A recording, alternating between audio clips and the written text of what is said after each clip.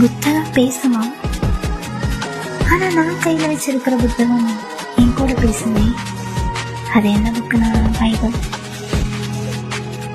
ஏன்னா அதுல எழுதப்பட்டிருக்கிற ஒவ்வொரு வார்த்தைகளுக்கும் உயிர் இருக்கு. உயிருள்ள ஒன்று கண்டிப்பா உயிரோடு இருக்கிற நம்ம கூட பேசும் இல்லையா? நான் ஒரு நாளும் பைபிள் படிக்கும்போது அந்த வசனம் நான் போக வேண்டிய பாதை எனக்கு காண்பிக்கும். நான் எது செய்யணும் எது செய்யக்கூடாதுங்கிறத என் கூட பேசும். நான் விட்டுவிட வேண்டிய காரியங்களை எச்சரிக்கும். நான் தைரியமா இருக்கிறதுக்கு என்னை பலப்படுத்தும். அப்படிப்பட்ட ஸ்பெஷலான புக்கு தான் பைபிள். ஸோ பைபிள் ரீட் பண்ணுங்க, அது உங்களோடையும் பேசும். Okay, God bless you.